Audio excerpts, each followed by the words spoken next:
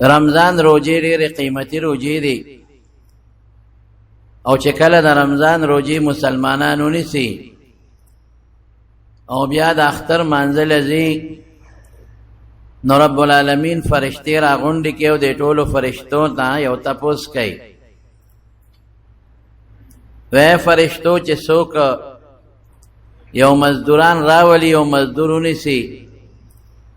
او هغه مزدور دی مالک له په اخلاص کارو کې نو دای مالک له څه پکار دی چې دی وسره سوکي نو فرشتي ورته وایي چې د خپل اجر او خپل مزدوري پوره ورکړي او سم قانون دا دی چې مزدور دی ونو دله خپل مزدوري ورکړي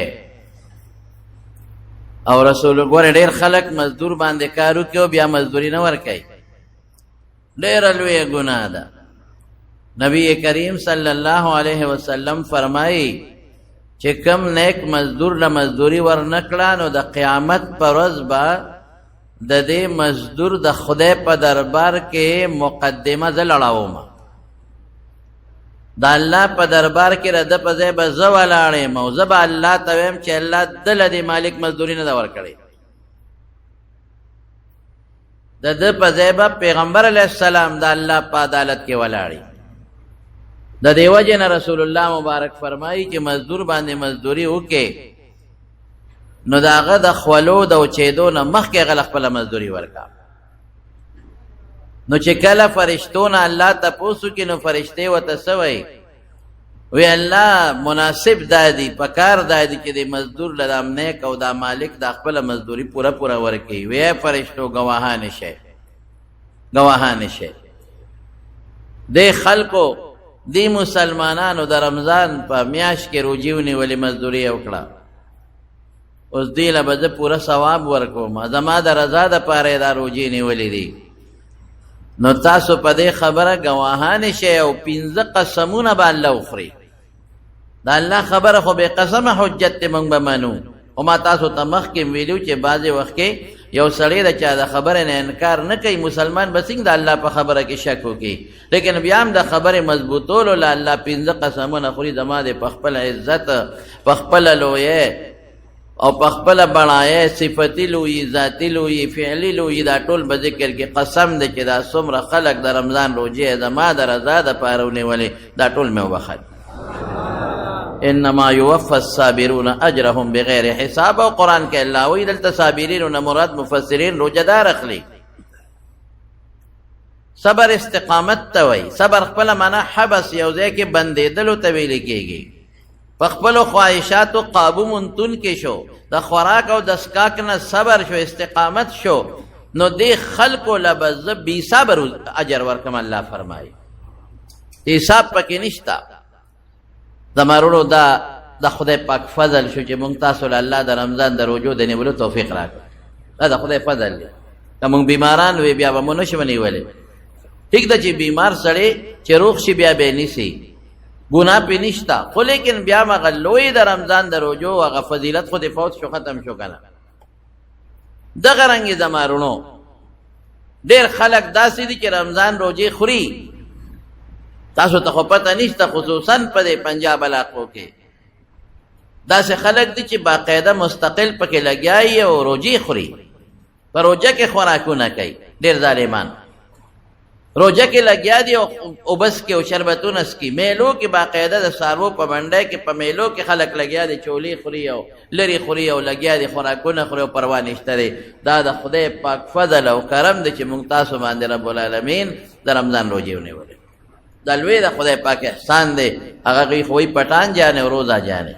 چې روجه ورته پټان جانے روزه جانے پښتون پیش او روجه پیشه او بیا پیش دغه ته تر ناستي څه ورته وایي روجه ماتي ته ایو سړی نه چاته پوسو کوي لکه تا روجه نیولې چې ته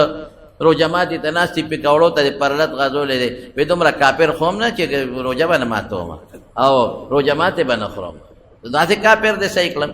دا د خدای پاک فضل او زمانو یو څو کار دی هغه درته وایم د اختر پر ورځ باندې چې د اختر اعلان وشو نو معتکفین حضرات به د خپل اعتکاف نه پاسي اعتکاف والا به څه کوي دی به فورا نه دي چې یاره دا خو 9 ورځې 10 ورځې مې تېرې کړې په منډه کور ته دي نه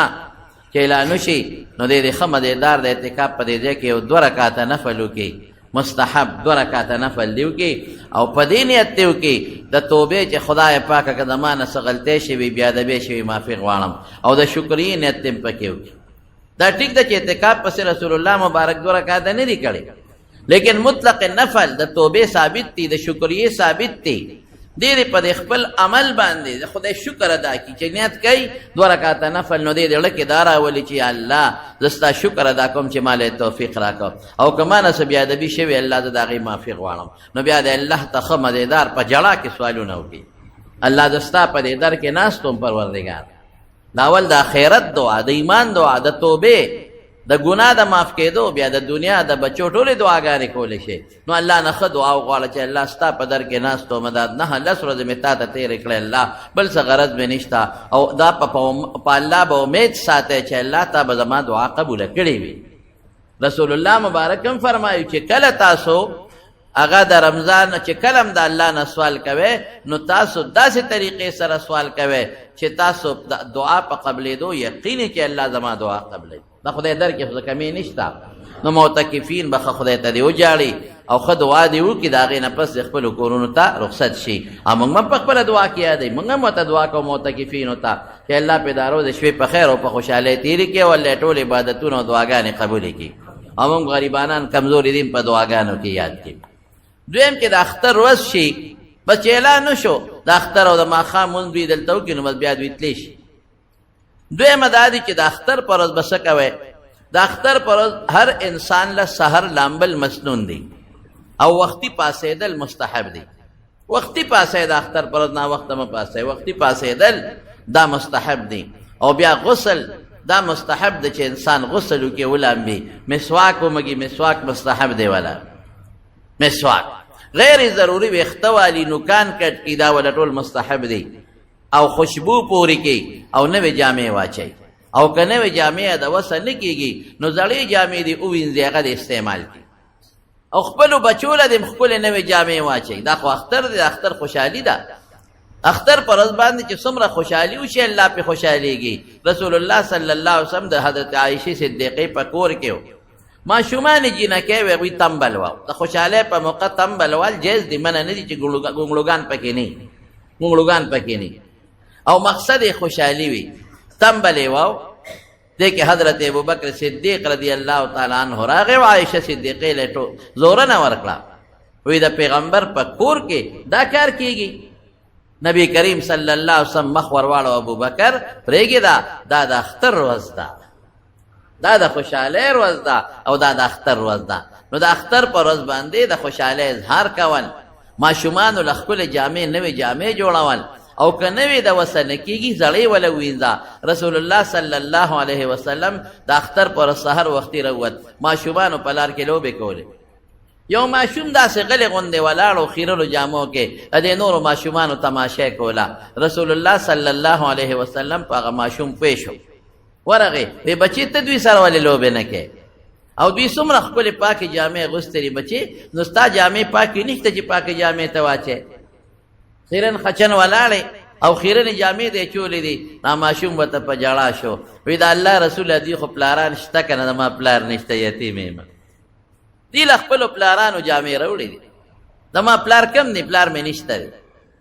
او دوی له خپلو پلارانو پیزارونه اخیستې دي او خپلو پلارانو خشته کړي دي، زه یتیم یم زما پلار نشته. بس نبی کریم صلی الله علیه وسلم هغه یتیم ماشوم زر را په غېږ کړه. دا حضور پاک په زړه کې په مسلمان او په ماشوم رحم ډېر زیات و.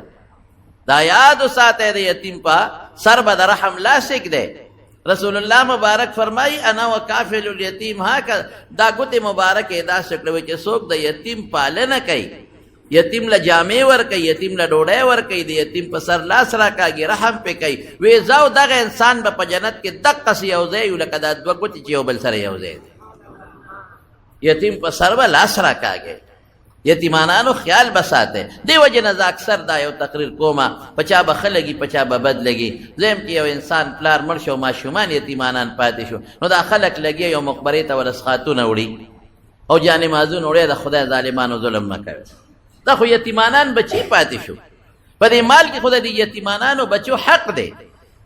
د څه کوئ ظلم ورسره کوئ غریبانان دي په پردی کوټه کې غریبانان پراتی اکثر یا که خپله کوټه یې د رزق درکې نه لري او ماشومان یتیمانان پاتې شو د یتیم مال اخو ماشومان دي ته څنګه پس خاتونو کې تقسیمو په خیراتونو کې تقسیمې د یتیم مال خوړل ډېر لوی جرم دی بعضې خلکو ته یتیمات پاتې شي رواري وي رورې مړ شي ترې مړ شي یتیمانان پاتې شي په هغه مال خېټه ورواچي قرآن کې الله فرمایي الذین یأکلون اموال الیتاما ظلما انما یأکلون فی بطونهم نارا وسیصلون سعیرا وایي چې څوک ظلما زیاتی کوي او د یتیم مال خوري دې د خپل خېټې کې د جهنم اور ورچوي او یان قریب به د دوزخ غرغنډو والا بل شوي اور ته دې رسېږي د یتیم به ډېر خیال ساتي د یتیم مال به نه خورې د یتیم د مال به ډېر خیال ساتي قرآن شریف کې ردې ډېر ایتونه چې د بل وخت کې به درته بیان وکړم نو حضور پاک فورا هغه یتیم ماشوم راوچت که په غېږ کې واغېسته او کور ته یې یوړه او چې څنګه یې کور ته یوړه هله شا به دله به جامې برابر کړې بیبیانو وله فورا هغه زمانه کې خو داسې جامې نه وې خو به لنګ او صادر به د پرتوک په ځای به یې لنګ ته وکړه او د کمیس په ځای به بل صادر د ځان نه تو که کمیسونه به هم خلکو اچول پرتوګونه به هم اچول خو زیات رواج دغه و بس جامې یې خشتې ولمبه او صفې که پاکې که خوشبویې که جامې ورته واچولې او بیا باروس بچې ها او د ماشومانو سره لوبې کوه هغه یتیم راغی وړو سره هغه لوبې ټوپونه شروع کړل نو یو هلک ورته وي هلکه څنګه خوشحاله وی خوشحاله به نه یم چې ماله خدای پاک د حضرت فاطمې په شان مور راکړه او د عایشې په شان او خوشحاله به نه یم چې ماله خدای د رسول الله مبارک په شان پلار راکړه په دې به زه نه یم خوشحاله زما وروڼو تاسو هم دا مهرباني کوئ خپلو بچو له هم ښې جامې ورکړئ پاکې صفا او یتیمانان که ستاسو په ګاونډ کې وي په دې نه خوارېږئ بالکل پې نه خوارېږئ یتیمانانو له یا که ستاسو په ګاونډ کې کم مسکینان او کم فقیرانی یو جوړه جوړه جامې والا والے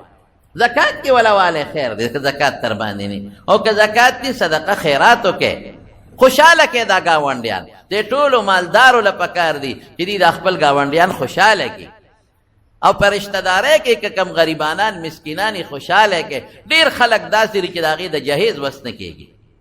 د لورې وي او نکاح ترې غواړي د غریب دا وس نه کېږي چې دی له کټ پالنګ والي دا وس یې نه کېږي چې ول لوښي جوړه جامې والي دا ستاسو په دې مال کې د دې غریبانانو حقونه دي د مالونو ګورئ او په دې مه یېرېږئ زه راته قسمیان وایم ګورې ما تاسو ته مخکې م ویلي دي زه راته دا خبره مضبوطوم زما خبره خو بس هم تاسو منئ زه خو د خدای او د رسول د قرآن خبره کوم ضمناً پکې راته یو واقعه ترغیبا ذکر کم نو زه تاسو ته دا قسمیان وایم چې ستاسو مال به په دې نه کمیږي خدای پاک به زیاتوي ولې زه قسمیان وایم ځکه ترمذي کې حدیث د پیغمبر مبارک په دې قسم خوړلی په دریو څیزونو رسول الله مبارک قسم خوړلی یو پکې دا ده چې صدقې سره مال کمیږي نه مال به زیاتېږي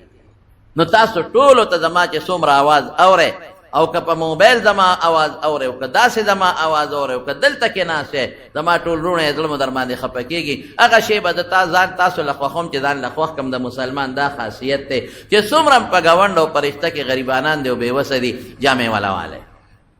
ماشومان یتیمانان دي جامې والا والی قسم دې په اختر کې به د ډېرو خلکو په کور کې د پراټې وس به یې نه کېږي چې ځان له ماشومانو له پراټه پخه کړي یو تروړ والا والی کړ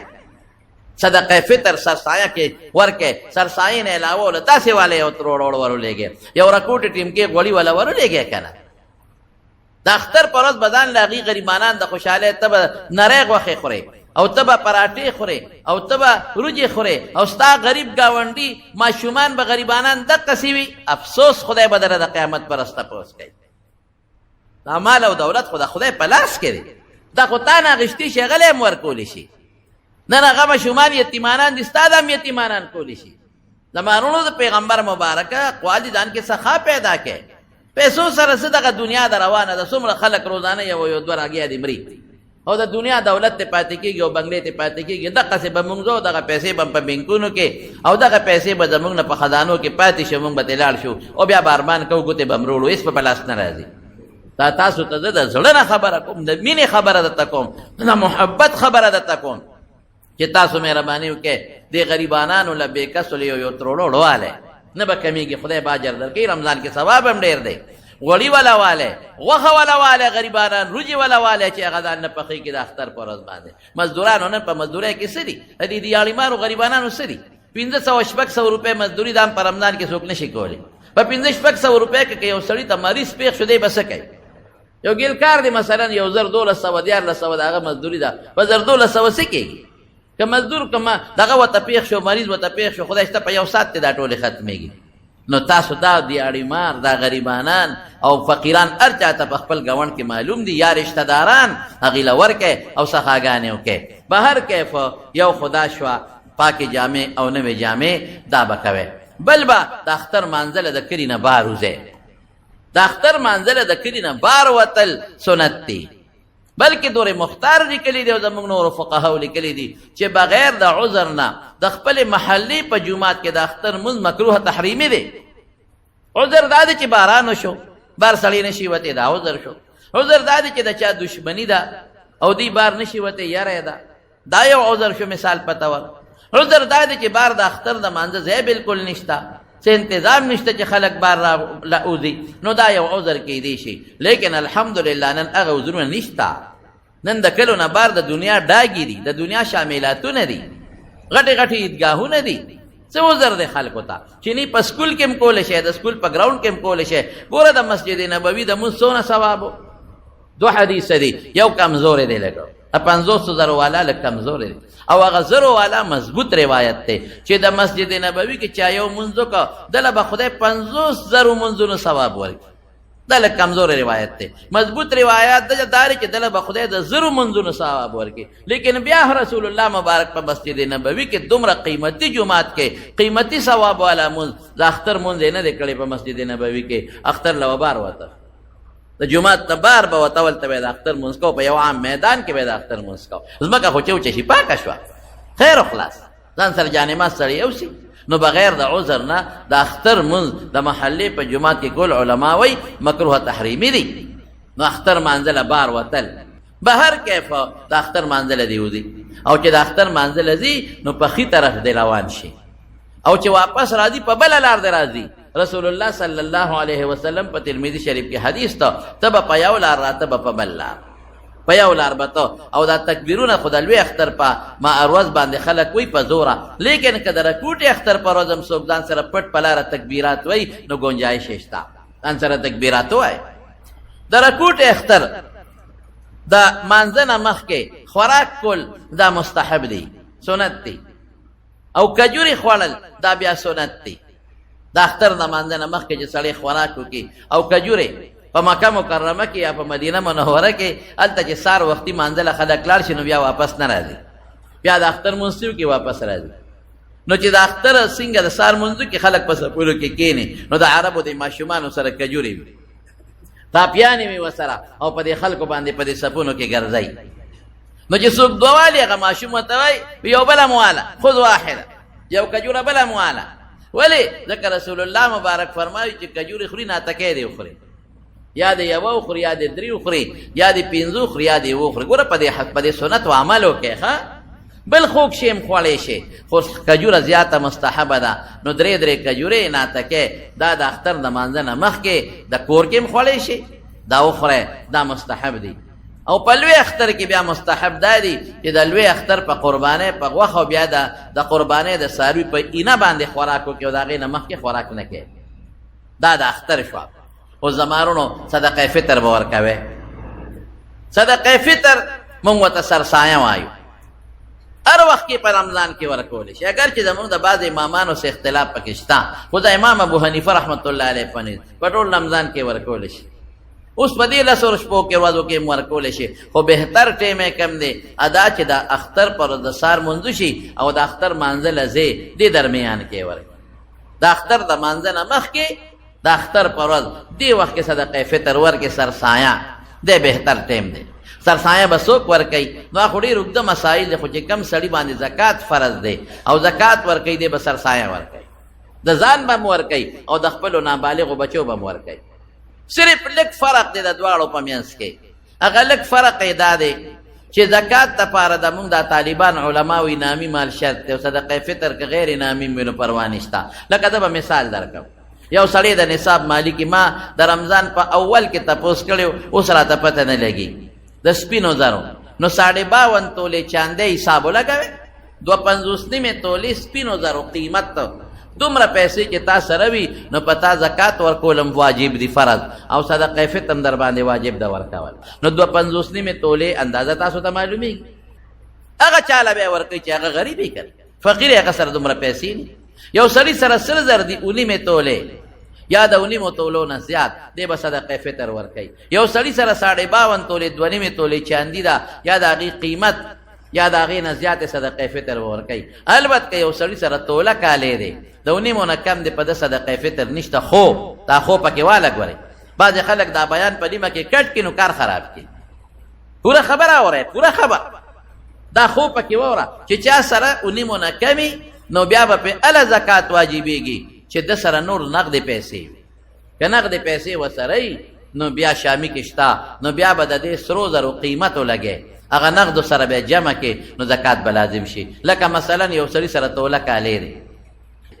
زکات پې نشته خو که نغدې پیسې د سره مثلا 1,000 2,000 15,000 هر څومره چې وي نو بیا به دغه کالی قیمت کې هغې سره به جمع کې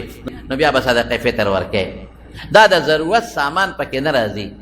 د ضرورت سامان به پکې نه حسابې د کور کټ پیالی فرج شو موبایل شو د زمیدار قلبه شوه سنډه شوه دا پکې نه راځي د ضرورت نه زیات سامان د هغې قیمت یو سړی دکاندار دی د خپل دکان د سامان قیمت به هم لګوي دی مثال لیکن اوس زکات او دې کې لږ معمولي فرق دی د یو سړي 2 کوره دي نغدې ورسره اسم نشته 2 کورې دي یو کې اوسېږي یو یې د ضرورت نه زیات دی پراپرټی نه دی اخیستی پراپرټی له اخیستی دی او قیمت یې 3,000 ته ورسېد خو بیا به زکات هم ورکوي صدقه فطر به هم ورکوي پراپرټی له نه دی اخیستی یو کور کې اوسېږي یو یې ځان له زیاتې اخیستې چې زما د بچو بشي تمام بچی لوی شي دی له پکې کورونه جوړ کړم نو اوس په ده باندې زکات نشته چې پراپرټی له تجارت له نه اخیستې زیاتې رهته لیکن که قیمت یې د 3,000 ته ورسېد د دغه کور نو صدقه فطر پې شته یا د یو سړي ځمکه ده نور ورسره اسم نشته نو زکات خو او شرب خو د فصل ورکوي خو زکات پې نشته لیکن که د سره دومره ځمکه و چې د پې خپله او د ده د بچو ادنا ګزاره کېږي نو صدقه فطر به ورکوي قرباني به کوي اوس صدقه فطر تاسو ته ما مخکې ویلي زما چې خپل کم حساب دی نو هغه په کم 2 کیلو غنم یوړو په کم 2 او 3.5 کیلو وریجې شوې یا وربشې شوې یا وریجې شوې 3.5 کیلو لیکن بعض علما 2 کیلو څوک په باندې 2 کیلو یادوي ما خو تاسو ته ویلي خیر دی زیات ورکړئ په باندې ورکړئ دې کې څه دی کال کې ورځ ذکر نو دا صدقه فطر ورکړئ اوس یو مسله بار ملکونو نه سعودي نه د دوبۍ نه ابوظهبۍ نه ډېر زیات ټلیفونونه کېږي هغه مسله ما مخکې تاسو ته بیان کړې ده بیا هم درته وایم یو سړی په بار ملک کې دی مثال په طور په سعودي کې دی ابه صدقه فطر څنګه کوي ابه د هغه د خپل حساب لګوي ابه د خپل صدقه فطر حساب د سعودي لګوي د دې ځای به نه لګوي د سعودي به لګوي په هغه خپل ریال کې به خپل حساب لګوي نو صدقه فطر به ورکوي د قرنګ رده بچی دي د بالغانو بچی سرسایه په پلار نشته انکه ورکوي د هغې په اجازت نه ورکولی چې اجازت پتې غواړي د ښځې سرسایه په خاوند نشته که ورکوي نو اجازت تې غواړي چې ستا سرسایه ورکوم د خاوند سرسایه په ښځه نشته که ښځه ورته وایي چې زه به ستا سرسایه ورکم او دې ورته اجازت وکړي وکیل یې کړي نو بیا ورکولی شي خو دا نابالغه بچو سرسایه دا به دا پلار ورکوي اوس دې په سعودي کې د ټیک د دې خو به خپله سرسایه د سعودي ورکوي د سعودي په ریال به ورکوي هلته به غریب له ورکوي او که هلته نه ورکوي هلته ورته غریب نه میلاویږي نو پاکستان کې هم ورکولی شي خو حساب به دغه ځای د دې ځای به نه د سعودي خو چې کم نابالغه بچي دي د دې سرسایه به د کم ځای بچي خو دلته پاکستان کې دي نو بچي د پلار تابع دي که د مور خو تابع نه دي نو پلار یې سعودي کې دی نو بچي به هم د سعودي حسابېږي اگر چې گنجائش پکې شته دی دویم ټکي خو گنجائش به دلته وباسو گنجائش به ته وباسو پلار په سعودي کې دی نو دا بچي د چا تابع دي بچي خو خپله نه ورکوي د بچو حق خو په پلار دی که پلار ورنکړه د بچو غاړه نه بندېږي د پلار غاړه به بندېږي نو بچی را دی پلار تابع دی نو چې پلار خپل حساب د ریال په شکل کې ورکوي د سعودي نو د بچو به هم د ریال په شکل کې ورکوي د نابالغه بچو دا ذهن کې واچوئ البته یو خبره زه تاسو ته وکړم دې کې بس تاسو ټول مشکلات ختم شي په سنت او عمل مو شي نغدې پیسې مو ورکوئ ورکولی شی نغدې پیسې به څونه ورکوئ ما خو تاسو تابل ځل ویلو ما چې کوم حساب کړو ما په ځکو د په کم 2 کیلو دا خو په غریب نشته په مالدار ده کنه ما نه بلو چاته پوسو کړ تا خو سویلې دي مې ځکه ما خو چې حساب کړې په کم 2 کیلو زکوم الګ الله سو چلو روپو کې د 500 مليان نه تاسو کې خدای نه یک بخت نیت دی وتا لدی وتا غره دلې دی لسل روپې څه شي دي سړی نن سبا خو ماشوم هم سار د سکول ته دی په 100 روپو در ادا کیږي نو نغدي ورکول شي ګوره دا نه چې نشي ورکول خو به تر دا چې جنس ورکا ګورز بار ملکونو والا ته مسله آسان شو جنس ورکا جنس معنا په کم 2 کیلو یا غنم ورکا اوس که سعودي کې دا ورکه کدلته ورکه د ماشوم په سرم دغه په کم 2 کیلو لدی که سعودي کې ورکه کدلته ورکه بس وړ ورکا عدالت ورکول شي الته ورکول شي جنس ورکا خبر خلاص ده بلکې زم علماء ورکا وړ ارزان دي د رجو قیمت لګوي زمارو درو جو لګوي چې غریب ته څه فائدہ خورسي کنه کی دغه ورکه چې د غریب کار پیو شي زړی هغه زمانہ کې د دې اولو د پاوکم 2 کیلو اولو د یدرینې مې کیلو روجو د دې قیمت یو اوس خو فرق راغی نو زمو علماوی هغه شی ورکه چې انفال المساکین چې مسکین د څه فائدہ ای 100 روپے خو ماشوم چې سکول ته د 50 روپے رضا کیږي ته خدای سره دا ټوکی کې بلکې روجي والے درینیم کیلو روجي والے د یو کس په سر باندې غریبانو لور کې دا کومه په مالدار ده کنه یار په غریب خو نه ده کنه په غریب خو نه په مالدار ده نو سم کار به شي پر دې غریبانو نو سعودي او بار چې کم دوستان دي او وی هغه دي جنس ورکه جنس اوس هغه کوړه ورکه هغه ته ډیر ارزان دي وړه په سعودي کې ارزان دي په کم 2 کیلو وړه خدما په خیال د درینې موریالو شو هغه ورته ارزان دي او کجورې ال تګرانی دي روجل تګرانی دي نو چې کم شي ګران دي نو غاړه په علوم خلاصيږي دا وی زمونږ هم په خلاصيږي خو فائدہ پدې کې چې مسکین ته فائدہ ورسي نو جنس ته ورکی خبر خلاصه شو د خپل ځان د بار مسافر یادو د خپل ځان او د خپل نابالغ بچو جنس ته ورکی او د یو کس پسر او ماشوم د کلوي ماشوم دی او کپلارې دی او کم 2 کیلو یا غنم یا 3.5 کیلو روجه یا وربشه یا 3.5 کیلو کجوره دا دی ورکی ډیره خبشي ال تک غریبانان ویل ته دی ورکی ډیره بهتره ده بار ملک او کال ته غریب مسکین فقیر نه ملاويږي نو کور ته ټلیفونو کې خزه نور ته چې دماره طرف نو د بچو طرف نه ورکه وکیلان دي کی دا سانه خبره شو دا صدقه فطر به ورکه د اختر د مانځنه مخ کې غوري او کله اختر د مانځنه مخ کې دی ورنکړه نو دا غاړه نه خلاصيږي رستو به ورکه لیکن رستو کې سدي اورس حضرت عثمان رضی الله تعالی عنہ رسول الله مبارک لراغه ودا الله رسول ما نه خو سرسایه یې راشي وا ما خو د مانځنه مخ کې نه دا ورکړي اوس مې مرایه ذات کو مرایه ډېر قیمتي وي حضور پاک مبارک ورته فرمایل حدیث دی ګوري وی اے عثمانہ وی تیا یوم رئی دے ذات کو وی کسل مرایانا ذات کے نو اغا ثواب دینے کی کم ثواب کے دا اختر دا ماندنا مخ کے پور کولو کے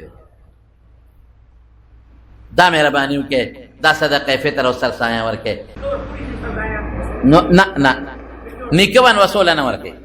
سرسایاں رور کا غریب رور لورکولی شی خور کا غریب خور لورکولی شی رواره غریب دی ماما غریب دی ترور د ترور بچی غریب دی ورکول شي خو پلار لا نکلا نیالا مور لا نشي ورکول یو سړی دی چې اغن وصوله سرسایه ورکي نشي ورکول لور لا ورکي نشي ورکول ها یو سړی دی زوی بار دی او اغا دی و چې دا غبار زوی په ځای سرسایه دلته ورکوم دا غنه اجازه غواړي چې هغه وته و چې زما سرسایه ورکنو بیا ورکول شي هغه وته نی ویلو د ورکړه نو اسه ثواب یو شو سرسایه نشو سرسایه چې پچا واجب ده ابا ورکای یا باغ بل توي چې د ما په ځای باندې سرسایه ورکای نو ال به سرسایه ادا کیږي نو زمارو د حضرت عثمان رضی الله عنه دا خبره مې درته وکړه دا خو د سرسایه خبره شو او اخیری یو خبره درته کوم ټول مرګ ته سرسایه متعلق به دغه مسائل تاسو مخکې موریدلې دي او ما هم درته بیان کړل دا یو خبره ذهن کې واچوي د جمعه کې مې تاسو ویلو ما وی په د مسجد نبوي په منبر حضرت جبريل عليه السلام خیره کړی د امین په حضور پاک ویلې یاد مو ده او سی ویلې دي چې په رمضان میاش په چاراله او د هغه عبادتونو کې ځان په خدای وبخي نو خدای د خدای هلاک رغبان فرجل معنا خدای دې هلاک د دې خیر ولاندې را نشیا مونږ هغه عبادت نه وکړي څوک به چې ما هغه کړی نه وکړي ما نه وکړي تا نه وکړي بل نه وکړي مونږ هغه عبادت کوم ځای کولی شو نو موږ به یو کار کوو د اخر وخت کې الله ته به توبه وباسو، معافي به وغواړو. الله موږ بې کسه یو، الله موږ بې څوک یو. الله زموږ نه شیطان هم تو دی، نفس هم رانه تو دی، خواهشات هم رانه تو دی. الله ډېر بې کسه یو. دا د صحابه او د تابعینو نه هم تو په بل شان خلک وو. موږ نه دي کړی، موږ کوتاهي کړې ده. دا نه وایو چې زموږ عذر نشته، موږ کوتاهي کړې ده. الله موږ کوتاهي کړې ده. پکار دا و چې موږ په دې کې پوره عبادت کړې وي. پکار دا چې موږ په 3 ورځو کې په 2 ورځو کې د قرآن شریف ختم کړی وي. پکار دا و چې موږ نفلونه کړی وي. پکار دا و چې موږ په غیبت نه وي کړی. پکار دا و چې موږ دروغ نه وي ویلي. پکار دا و چې موږ چا سره چا تبت نه وي رسولې په ژبه او په لاس. خدا زموږ نه شوي دي. نو څه به کوو؟ توبه به وباسو، توبه به وباسو چې د خیرونه بچ شو. کړه جړا سره به الله ته توبه وباسو. دا به وایو یا الله زموږ ته توبه ده. نو په توبه باندې رب العالمین ډېر زیات خوشحالېږي. په توبه باندې الله ډېر زیات خوشحالېږي، لږ نه ډېر زیات پې خوشحالېږي. مالک ابن دینار رحمت الله علیه ډېر لوی بزرګ تېر شوی دی، لوی بزرګ. او د هغه د بزرګۍ واقعات کتابونو کې شته، خو وخت نشته. نو هغه نه چا تپوس وکړو په دې خپل رشته دارو کې، وایي دا دومره لوی مقام چې تعالی خدای پاک درکړ، د دې څه سبب دی؟ هغه وایي زما یو وینځه وه او ډېره زیاته مې خوښه وه، بازار کې مې خوښه شوه نو وا مې غېشته، ډېره ښایسته وه، ښکلې وه، خوښه مې شوه، وا مې غېشته. د هغې نه خدای مال یو ماشومه لور راکړه. لور د مور نه زیاته ښکلې وه. هغه لور به مې غېږ کې وه، زه ډېر زیات ورته خوشحاله وم. ما به مونځ هم نه کوم، ما به روجې هم نه نیول، ما به شراب هم څښل. د دنیا چې څه ناروا وو هغه مې کول. دا ماشومه زما د غېږ کې وه، زما به ډېره خوښه وه، هر وخت به مې غېږ کې وه. نو چې ما به شراب څښل، نو دې ماشومې به دیکا ورکړه، ګیلاس پې رانه خوا غورځوم. بعد ماشومو خیال دا ماشومه به زما په دې دغه کې غېږ کې وه، نو چې ما به څه داسې د ګناه کار کو، نو دې به ما له څپېړه راکړه. حالانکې ډېره پوټینۍ ده. بعضې ماشوم له خدای عقل او پوهه ورکړي. ډېره زیاته مې خوښه وه دا ماشومه په 2 کالو چې عمر ته ورسېده سره پاسه دا مړه شوه. چې مړه شوه وایي زما د زړه بیماري ورپسې ولګېده. او دې ماشومې په داسې هم لکه د لیوني په شان انتهایي ورپسې زه خفه یم دې ماشومې پسې، جاړم ورپسې او قبر له یم ځم. واقعي ماشوم ته رب العالمین حضور پاک فرمایي د زړه میوه ویلې، ثمرة الفؤاد د زړه میوه. ماشومه مړه شوه، ورپسې خفه یم ډېر زیاته. وایي د 15 د شعبان د شب قدر شپه ده او د جمعې شپه ده، او د ماسخوتن مونځ هم ما نه دی کړی. ځکه ما خو تاسو ته وایي چې حالت مخکې بل شان، ماسخوتن مونځ مې هم نه دی کړی. او اوده شومه، وایي چې اوده شومه اوس د قیامت میدان نه دې کې شپېلی ووالي شي، او دا ځمکه شلېږي او د قبرونو نه خلک راوځي. ځمکه شلېږي او خلک د قبرونو نه راوځي او منډې دي روان دي میدان ته د حساب کتاب. او لوی هیبت دی او لوی غوغا ده او لوی شر شور دی او چغې چغې دي. وایي زه هم لاړم و چې د میدان ته لاړم او دا هیبت دی او دا خلک د دې قبرونو نه راوځي. قرآن کې به الله فرمایي اذا هم من الاجداث الی ربهم ینسلون. نو یې دې کې یو زیړ خامار دی، اجدها او ما پسې شوی دی، خو سور غټ اجدها خامار دی، تک زیړ او هیبتناک شکل یې دی او ما پسې شوی دی. زه مخکې مو دا خامار را پسې دی. او یو سړی ولاړ دی، د شکل نه ټپ ټیپ دی، خو ډېر ښکلی دی، ډېر ښایسته دی، او تکې سپینې جامې اچولې دي او خوشبویي ترې روانه ده او نور ټپ ټیپ دی، ښایسته شکل یې دی، مخ شکل جامې ښایسته خوشبویي. نو دې سړي له ما ورمنډه کړې، ما ویې د خدای بنده ما بچ که دا خامار را پسې دی. وایي سړی ما ته وایي چې ملګري زه تا نشم بچ کولی، زما طاقت کم دی، په دې خامار مې وس نه رسېږي، د دې ډېر زیات طاقت دی او ډېر مضبوط طاقت دی، دنه دا زه نشم بچ کولی. خو داسې وکړه چې مخامخ دې محل ته ورشه، دې کې د مسلمانانو امانتونه پراته دي، کیدای شي تا ته پکې داسې امانت ملو شي چې د هغې د وجې ته د خامار نه بچ شي. وایي زه لاړم هغه قلا له، وایي چې قلا له ورغلم، د قلا په غټو دروازو باندې پردې وې ځاندې دي. وایي چې زه ورنږدې شوم، ما چغه کړې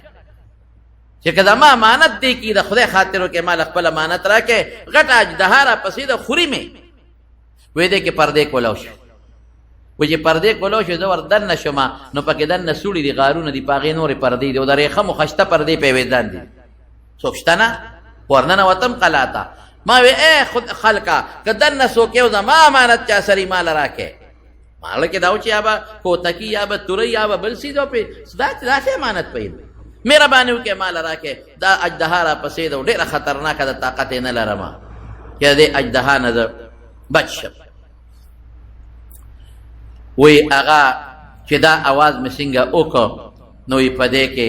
د دې نه خلک راووتل د سړو ماشومان راووتل واړه واړه وی چې راووتل دا ماشومان ټوله او ما وسو کتل زما هغه ماشومه لور هم پکې ده او دې اجدها پسې رامنډه کړې او چغې په دې اجدها جوړې کړې وی اجدها رانه لاړه وتښتېده وی هغه ماشومه لور راله او ما سره په دې غېږ کې کېناسته وی ما ورته وی چې بچې ته دلته څه کې وی راته وی چې بابا زه ستا امانت یم که نه ځکه خو رسول الله مبارک فرمایي چې د چا ماشوم هلکې جینۍ مړ شي او دی پې صبر وکړي نو خدای پاک به جنت ورکوي زه ستا امانت یم که نه او ته مې ګوره بچ کړې که نه وی زه اوس هغه ماشومې ته وایم چې زه دې بچ کړم او وی ما وی چې هلته بوډا سړي خو زه بچ نه کړی شوم او دا خامار او دا کوم ځای نه و وی دا ماشومه ما ته وی چې دا خامار بابا ستا بد عمل دی او ښه دې سروب کړی دی بد عمل کې نو دا خامار به تې جوړېږي او ښه مضبوط سروب کړی دی چې څومره بد عمل کې دا به سربېږي او دا به د په قبر کې هم تا ته ناست دی تیار او دا تا ته په آخرت کې هم تیار ناست دی او دا بوډا سړی چې تا ولید ښکلي شکل والا ستا نیک عمل دی خو تا ډېر کمزورې کړی دی عمل دی نه دی کړی تا د دې خامار نه نشي بچ کولی دا نیکي دی د دې ګناه نه او د بد عمل نه نشي بچ کولی ډېر کمزورې ته خو پې ورغلې خو بچ یې نه کړی شوې او ما دله سپارش وکړو وی بیا ما ته دا خپله لور څه وایي وی ما ته د قرآن شریف یو آیت ووی الم یأن للذین آمنوا ان تخشع قلوبهم لذکر الله واه واه مسلمان للا هغه وخت نه دی راغلی چې د الله د ذکر د وجې نه د ده په زړه کې د خدای پاک عظمت او لویي راشي او یره راشي وی ما چې بچې ته خو ماشومه مړه شوې تا له قرآن درځي وی او بابا مونږ قرآن زده کړی دی ستاسو نه مونږ له قرآن راځي بابا توبه وباسه توبه وباسه که دې خامان نه شي بچ کړی وی راویښ شم چې راویښ شم لاړم او توبه مې وایستل نو مالک ابن دینار وایي چې دا لویه مرتبه ما له خدای د ولایت را کړې ده دا د هغې د خوب د ماشومې لور د تلقین د توبې د وجې نه چې ما ته توبه وښوله او ما توبه وایستل یا ایها الذین آمنوا توبوا الی الله توبة نصوحا خدای اخلاص توبه وباسه داسې نه پښتانه وایي توبه توبه ده بد او چې څوک نه نو بیا حمله په بد توبه توبه توبه د ګناه نه توبه د معارف په نسوه توبه توبه او ټماټر چې خرڅوي نو څښا پې لاندې او غټ پې د پاسه توبه توبه توبه توبه د ګناه نه زما توبه ده او تله کې بیا ډز دې ورکړي پردې حق بیا وې توبه توبه توبه استغفار تسبیح هم د سره دی تسبیح دې پاړولو واړه یې کړی دومره تسبیح اړی چې ښه په مګلو دې واړه یې کړی او هلته کې چې بیا پولې ته ودرېږي نو پردې له ډز ورکړي دا توبه ده دا توبه نه ده ګناه به توبه څه ته وایي ګناه به پرېږدې او چې دې کړې ده وایي خدای معافي غواړم او آینده له به قصد کوې چې بیا به نه کړو سبحه در کف توبه برلم دل پر از ذوقی گناه معصیت را خندم آیت به استغفارما وی تسبیح په لاس کې دی په خولې توبه توبه او ړکې ګناه وی شیطان نور مخاندي او خوشحاله چې زخم یې غر کړی اوس الله په توبه خوشحالېږي ګورې ښه توبه به الله توبه توبه کې عجزي ده که نه او د خدای لویي ده چې دویم یا الله معاف مې کې نو ما ځان عاجزه که که او الله مې قادر وګڼه چې خدای ته قادر یې زما په نیمو باندې لکه دې که نه دی هر وخت مونږ رانیوي شي د الله د وحدانیت او د الله د توحید او الله د یووالي مضبوط یقین په خپل کې وساتئ چې هر څه خیر او شر د الله په قبضه قدرت کې دي ما له خیر راکولی شي هېڅوک رکاوټ نشي جوړېدی او ما نه صرف او صرف رب العالمین شر دفع کولی شي بل څوک نشي دفع کولی که بل سړی ما نه شر دفع کوي نو الله وله طاقت ورکوي الله وله پړه کې ورواچي یاره لوی ارحم الراحمین دی زما وروڼو موږ وله ګناه کوو دی بیا موږ معاف کوي